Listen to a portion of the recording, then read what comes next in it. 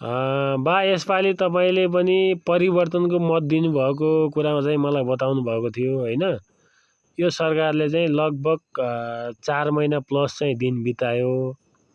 यो सरकारलाई चाहिँ तपाईँले कसरी हेर्नुभएको छ बा? यिनीहरू अहिले हेर्छ बाबु, अहिले सिक्दैछन्, नयाँ छन्। अब यिनीहरूले राम्रो काम गर्छन्। कसै हामी कोही हातिनु भएन। यो रासपा नयाँ सबको भला अनि हो। अलिक नयाँ छन्, समय नयाँ छन् यिनीहरू। कसैले नि पिर मान्नु परेन। राम्रो काम गर्छन्, हामीले गर्छन् भन्ने आशा गर्नुपर्छ, मान्नुपर्छ। नयाँ छन्, थोरै अल्मलिएको चाहिँ जस्तो अनुभव गर्नुभएको होइन? हो त नि, हो। थोरै अल्मलिएको छन् तर गल्ती गर्दैन भन्ने विश्वास छ नि तपाईँलाई? जे गर्छन् राम्रै गर्छ। हिजो चाहिँ बालेनको सम्बोधन सुनियो, तपाईँले सुन्नुभयो होला होइन?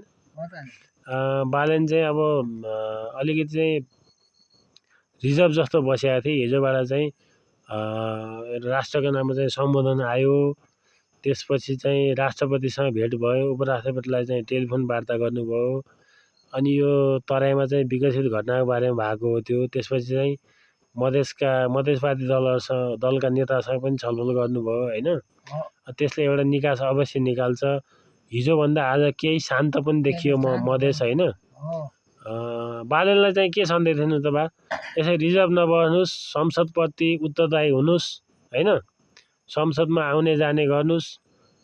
बेला बेलामा चाहिँ जनताका मुद्दा चाहिँ सम्बोधन गरिराख्नु, यसरी नै भन्न चाहनुहुन्छ नि होइन? त्यही हो नि बा? हो, त्यही हो। हाउ ओल्ड आर यु बा? लास्ट टाइम भनिदिनुहोस् त।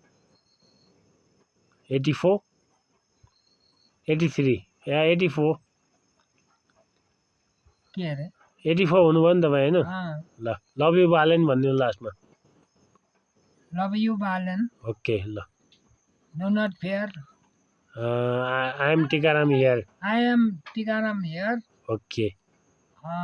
राम्रो काम गर्नु बाबु। तपाईँहरू सिक्दै हुनुहुन्छ। जनताले सबैले ठुलो आशा हारेका छन्। मेरो छोराको भविष्य राम्रै भयो, नातिको भविष्य राम्रो बनाइदिनुहोस् भन्नु न।